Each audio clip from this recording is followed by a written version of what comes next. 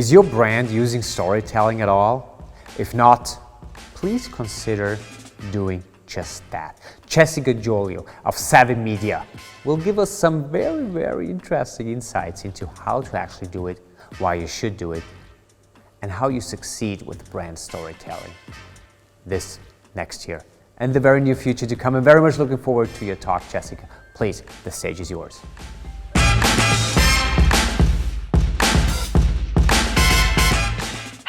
Hello everyone, and greetings from London. My name is Jessica Gioglio, and I am so thrilled to be here at the Ad World conference today. Today I'm going to speak with you about the new rules of brand storytelling. But before we jump in, let's just do a quick introduction so you know who I am. So as mentioned, my name is Jessica Gioglio. I am American from the Boston area, and I've actually lived in London now for over 5 years. It has been the most wonderful adventure. I really love it here. And I am the co-author of 2 books on storytelling. The first book that we wrote is called The Power of Visual Storytelling, which teaches you how to shape a visual story around your brand on social media. And then the second and more recent book is called The Laws of Brand Storytelling, where we dive a lot deeper into the strategy behind storytelling. So how you can build a effective storytelling strategy for your business, where to find great stories, how to craft them, how to bring them to life, and more. And the reason why I've co-authored 2 books on storytelling is it has been such a career-long passion of mine. I have dedicated my career to helping companies to find and tell the stories that matter. I have spent time in-house at Comcast, at State Street, TripAdvisor, Dunkin Donuts, and Sprinkler, to name a few, all of which I was able to contribute in storytelling as well as other marketing and communications functions. And now I am here in London, and I run a consultancy called With Savvy Media and Marketing. So with that introduction over, why don't we jump into the presentation today? Today I'm going to share with you 5 rules for best-in-class brand storytelling. Are you ready? Are you ready? Let's jump in. Rule number 1 is that telling great stories comes from knowing who you are. It's really tempting when you want to jump into brand storytelling to just want to get out there, to like craft those stories, to put them out there and see what happens. And well, I love this spirit because if you are like this, you are like me, because I love the creative process of storytelling. But you could actually be doing yourself a disservice if you don't spend time defining who you are as a business, and also setting a strategy around the types of stories you want to tell. So I want to jump through a few key questions that you should ask yourself, A, as you're defining who you are, and B, when you're building that storytelling strategy. So the reason why it's important to define who you are is because companies that have a strong sense of self tell better stories. So the first question that you should be asking yourself is, who are you as a brand? What is your mission? What is your why as a business? And what are your core values? Now, this is actually 4 questions in one, I realize this, but the reason why this is so important is that every company is in business for a reason. Every company has that why. Why was your company founded? Were you founded to solve a problem? Were you founded because you think that you can bring new products and services into the market in a very special way that hasn't been done before? Are you creating an efficiency in the market with your service or software offering? Every company has a why, and it's really important to define this why, because that's going to be the anchor in the types of stories that you tell. And then we go a bit more into the mission. The mission is, of course, an extension of your why.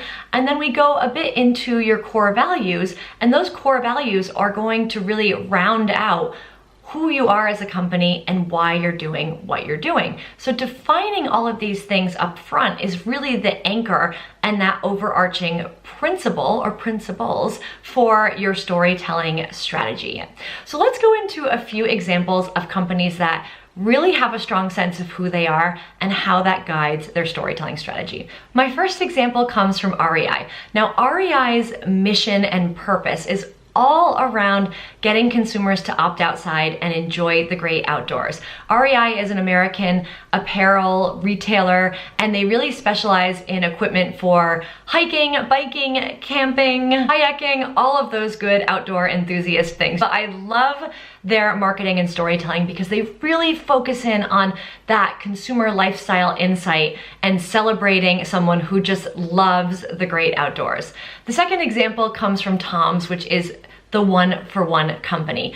Tom's mission is all about giving back. So they are a mission-driven company. For every pair of shoes that you buy, they give another pair of shoes to a child in need, and they shape all of their content and storytelling around this mission. And then the third example I have comes from GE, or General Electric, and their purpose is around innovation in STEM. STEM stands for science, technology, engineering, and mathematics. And what's great about GE's purpose is they do a lot of talking about innovation in STEM from the first-hand perspective of their employees. So they're this big B2B company, but they really put employees in the spotlight to help tell the stories and explain them in a much more easy to understand way for someone like myself who does not work in that kind of industry. The second rule that I have is to maximize those macro and micro storytelling moments. So companies typically tell two different types of stories, macro stories and micro stories. Macro stories are at the core of your organization's DNA.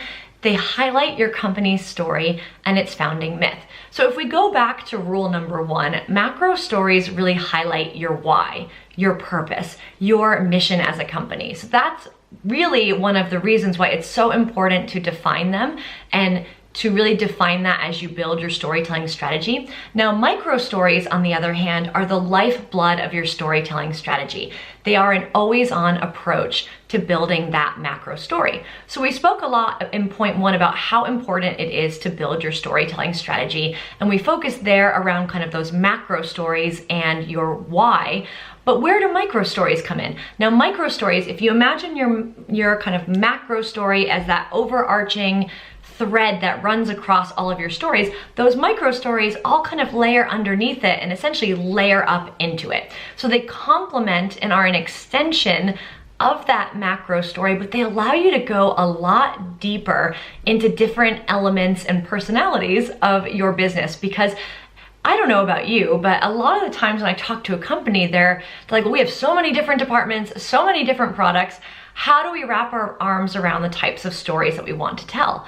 Well, you define those macro stories around your purpose and your mission, but then you go deeper and you prioritize, well, what are those micro stories that we want to tell? What are the most important kind of parts of our business, important kind of values, important kind of key points that we really want to tell stories around? So when you're shaping that storytelling strategy, you really want to define a mix of both there. And I'm going to share with you an example of how that comes to life with a brand that is very close to my heart, and that is Dunkin Donuts.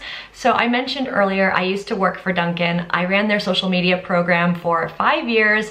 I really loved that job. It's just such a great business, and it's such a great kind of business and brand because they genuinely care about their customers. So much so that they shape their storytelling efforts around real life customer storytelling. Now, Dunkin's macro story is around keeping busy on the go customers running. So when I joined the business, what really stood out to me is there were so many great everyday and special occasion stories. So the customer that tweets on a Monday morning that would say, oh my gosh, Dunkin, thank goodness for you because I would not be surviving on this Monday without my Dunkin coffee. Or what about some special examples like we see here on the screen? So the girl is in the car, she's sipping on her Dunkin iced coffee, and she says, Dunkin in hand, packed car, the move to LA starts now. So she's moving to Los Angeles, she's got her car packed, and she's sipping on her Dunkin coffee to give her that boost as she begins this epic road trip and a new chapter in her life. And then what about this other girl who, oh my gosh, she said couldn't have done it without help. This degree ran on Dunkin.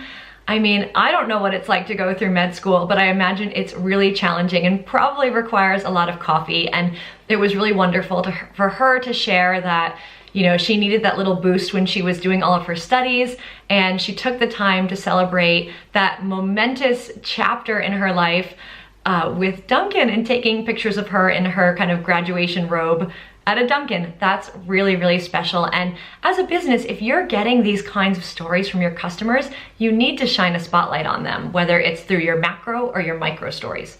Now, where do the micro stories come in hand for a business like Dunkin? Yes, you could definitely zero in on your products and services, and that's definitely something that we did. But one way that we did that in a unique way is we took people inside the secret Dunkin Donuts test kitchen.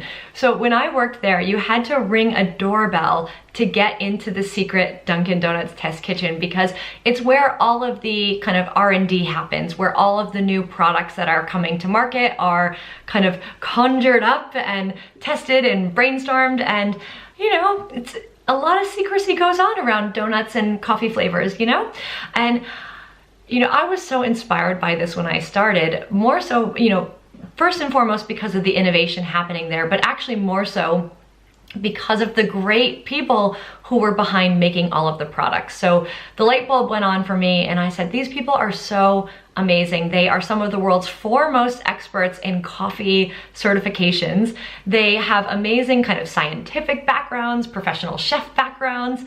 And some of them even have really crazy cool job titles like Manager of Donut Excellence. Yes, that is a real job title. So I felt like we would be doing ourselves a disservice if we didn't shine a spotlight on these amazing people and have them tell their stories, but also share some of the inspiration behind the products that you see in stores, and maybe give some sneaky, cheeky teasers on what could be coming next. Another example is around holiday occasions, where if we're gonna be a brand that celebrates how busy on-the-go people are running and going about their everyday lives, well, we should definitely tell stories around things that matter to them. And one of those things were holidays and how people celebrate the holidays. And we got this insight from doing kind of some customer research, and we decided, why don't we do some fun kind of contests and stories around different holidays throughout the year. And one of them was Halloween, and we actually created this coffee cup decorating contest where we challenged our customers to imagine who should Dunkin be for Halloween, decorate the coffee cup or a coffee mug at home, and we got all of these amazing characters, which turned into amazing stories, which were then stories that we could share on our social media channels and blog. And then last but not least, we also wanted to go local with our storytelling. So Dunkin is a business that is in so many different cities and towns in the United States, but also in so many international markets around the world, like Germany, Indonesia, the list goes on. So we thought, where possible, it would be so great to tell stories from different markets around the world. And one of those stories was around paying it forward in the drive-thru. So imagine this, you've pulled up to Dunkin and you have coffee and a donut that you've bought, and you go to pay and you actually realize the person in the window tells you, oh no, the car in front of you actually paid for your order. I mean, what? Best day ever, right? It would really bring a smile to your face. It would surprise you. It would delight you.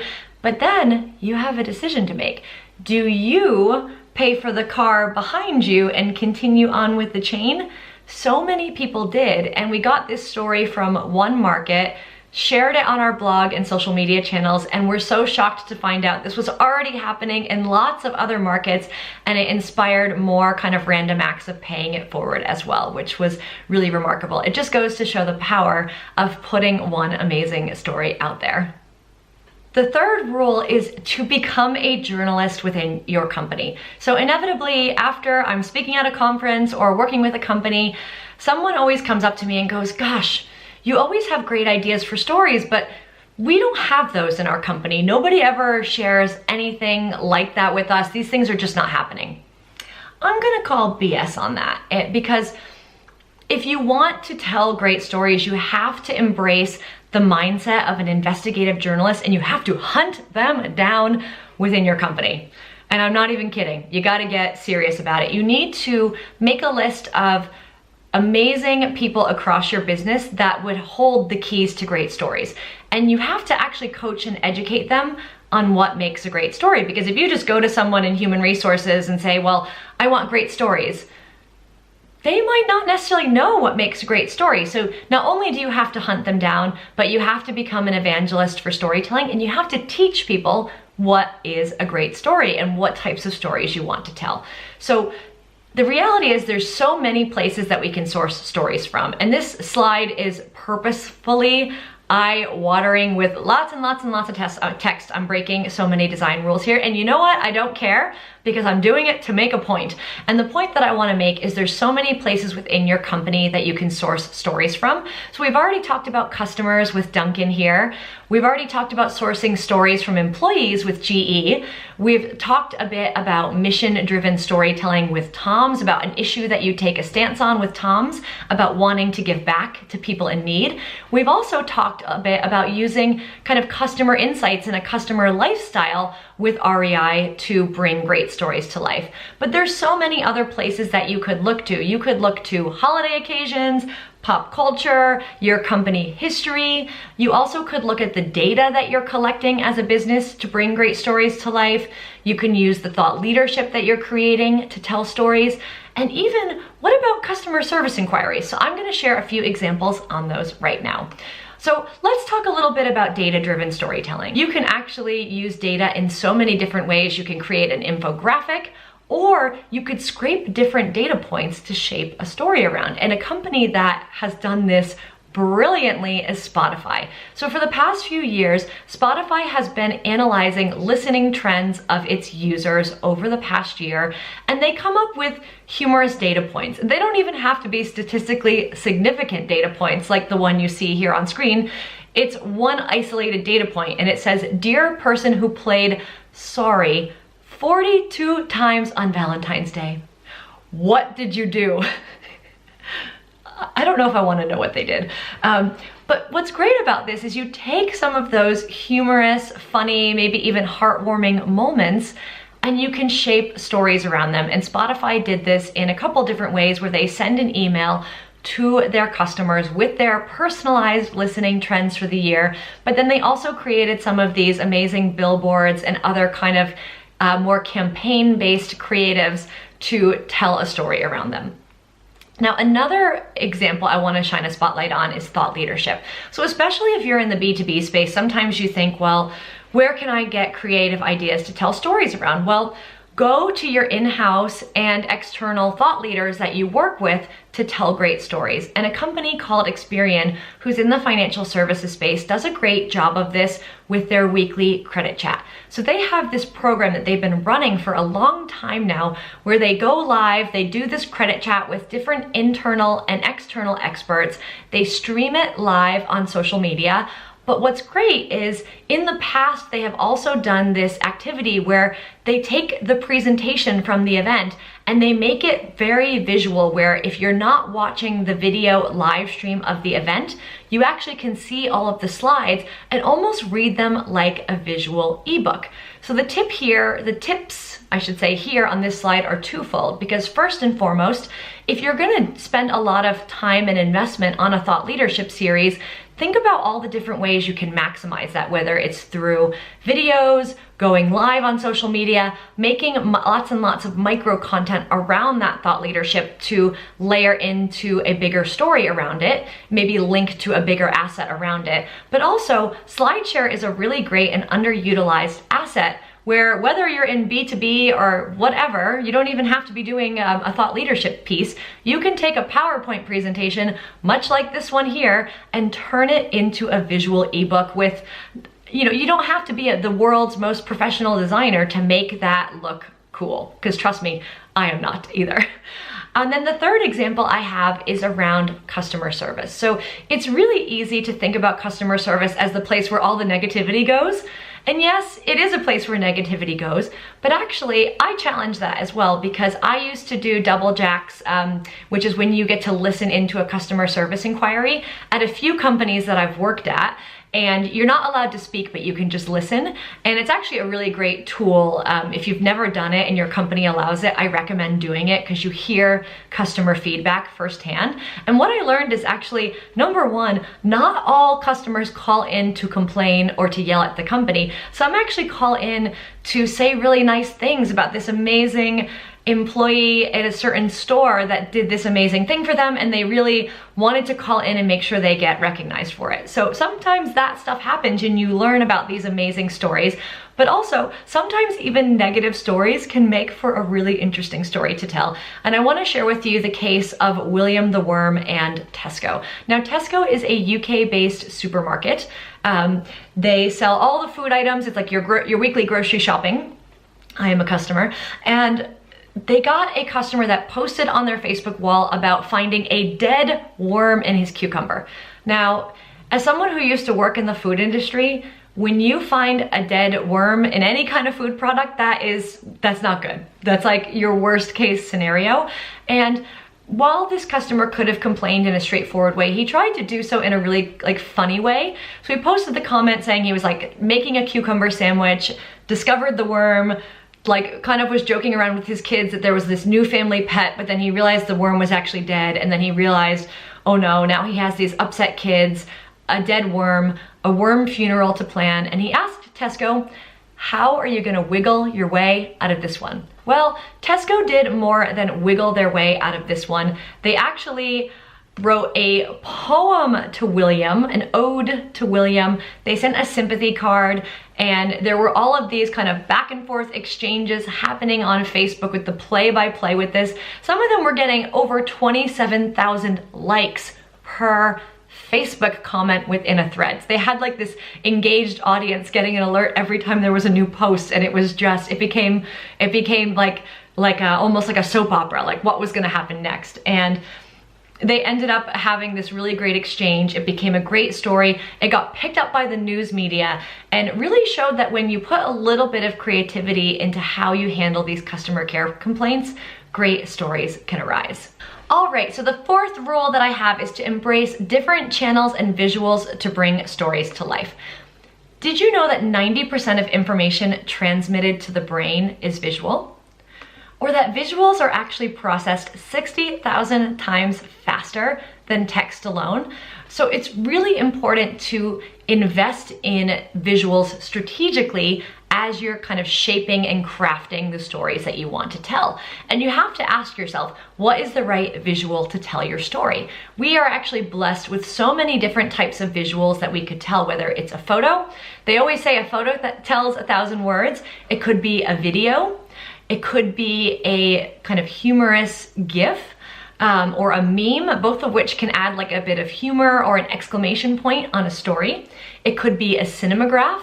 What about an infographic like the one that you see here on screen to tell a data story? The story that Bloomberg is telling here is they did this for Pi Day, which is a holiday occasion we celebrate every year, and they told a story about the commodity prices of the ingredients in pie. And hey, if you're Bloomberg and you're communicating to a financial audience, especially people sitting on a trading desk that might be trading kind of different food commodities, that's actually pretty cool. And then also SlideShare presentations, which we spoke about, which are great for doing a visual ebook. So in addition to the visuals, you also want to think about where you're gonna tell that story, because the channel that you tell your story on actually also shapes how you tell your story. So I actually really hate when companies spray and pray on social media, where they kind of just spray the same asset everywhere and they're hoping for success. Sometimes it works, sometimes it doesn't, because every social media channel has different visual best practices. So when you use that as an example, you might actually want to personalize the stories and the visuals and how you kind of shape that narrative within those visuals just a little bit to really kind of play around with the best practices of those platforms. But then also, don't just think about digital and social channels. There are so many channels now. One example that really kind of jumped out at me, one morning I was trying to make my coffee and I was super bleary-eyed, and I grabbed my Oatly oat milk out of the fridge and I looked down at it and it said, "A message from the cult?" And I was like, what have I gotten myself into here? Are my eyes tricking me? And what I realized is that Oatly actually uses their oat milk carton for storytelling, which is really, really amazing. And if you're not using your product packaging for storytelling, you should. But then I started to dig into all the other types of storytelling that Oatly does, and I was really impressed that they actually also have a dedicated Instagram account and blog just for barista stories. So while their carton of oat milk is telling a story to the end consumer, these channels are specifically designed to tell stories in a B2B context and maybe also a consumer context about the many different places that stock Oatly and the stories behind the people who brew coffee with Oatly. And then another company that does such a great job about mixing storytelling on different channels is KFC. And I have 3 examples here I want to share with you. The first of which is a romance novella called Tender Wings of Desire. So in celebration of Mother's Day, yes, Mother's Day, not Valentine's Day, Mother's Day, KFC created a romance novella based on the great Spanish romance novellas, even though this was in English. And they wanted to tell a very extra juicy love story for mom on Mother's Day. More power to you, KFC. And they did this as a free ebook on Amazon. Hilarious and absolutely worth a read. The other example comes from LinkedIn. Did you know that you can connect with KFC's founder, Colonel Harlan Sanders, on LinkedIn? I am very proudly a first connection with Colonel Harlan Sanders. Bragging rights on LinkedIn. And what's great is they actually tell his founder story of KFC in his LinkedIn bio. So if you are a business that has a founder and you can make a LinkedIn profile from them, you should do this. And what I love is the story, his founder story is actually told as a story, and it says he did a whole mess of jobs poorly, like delivering babies, running for public office, pumping gas at a gas station, all before realizing at age 65 he had one skill that he could do better than anyone in the world, which is making fried chicken. Epic. And then last but certainly not least, you might be wondering what this extra crispy sunscreen is doing on this slide. Well, very similar to why I love kind of Oatly for telling a story on its carton, KFC actually turned a limited edition product into a storytelling opportunity. Now, they were announcing an extra crispy bucket of chicken wings one summer, and they decided to also announce an extra crispy sunscreen that, no joke, smells like chicken. What a great way to tell a story around a new product launch, give fans a fun chance to win a limited edition sunscreen that smells like chicken. Brilliant, brilliant, brilliant way to really think outside of the bucket when it comes to storytelling. Okay, 5th rule is that great storytellers put the customer experience first. So imagine this, you've decided to get into hiking for the first time and you've bought some hiking boots from REI and you're in agony in the middle of your hike because you bought them a size too small because, again, you just got into hiking. How were you supposed to know what size to buy them in? So what do? Well, the customer in this case actually called up REI mid-hike and said, oh my gosh, I'm having this situation. And REI said, okay, we'll actually send you a new pair of hiking boots to the next stop off point in your hike. Cause she was doing this long hike where it wasn't like she was like, you know, parking her car, going and doing a few hours hike and coming back. This was like a long hike. And it turns out REI has this customer service policy where they will actually do this for people mid-hike if they're not happy with the product, which is really cool. So this is just an established business practice.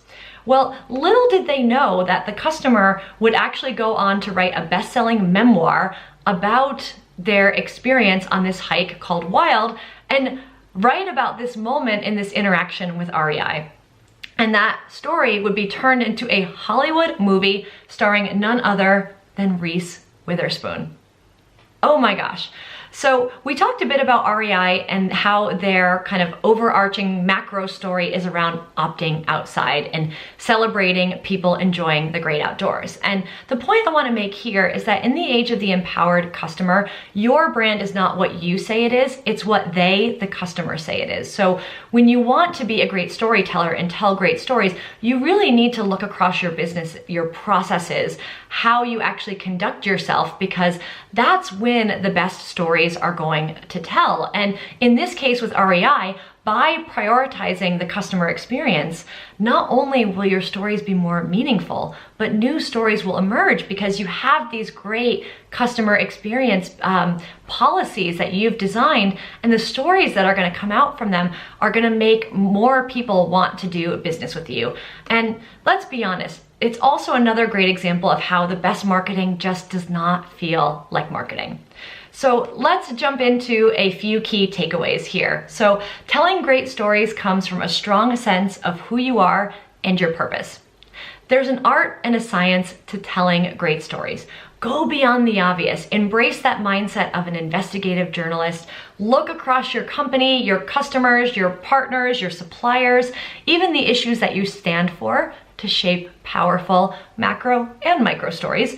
And then you also want to test, learn, optimize, and repeat with your storylines, your visuals, and your channel mix. You're not always going to nail it on the first go, so really test and learn and get to that point where you're going to hit that sweet spot where you know what kind of stories your intended audience wants to hear from you.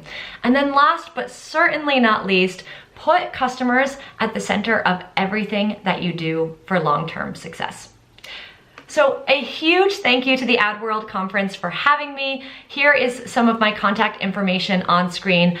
Because we can't be there in person today, I would really love it if you reach out to me on social media, LinkedIn, drop me an email. Let me know what you think about this presentation, what you like, what you don't like, what you wish you would have learned more on. I create tons and tons of free content on my blog, my YouTube channel, my social channels, etc.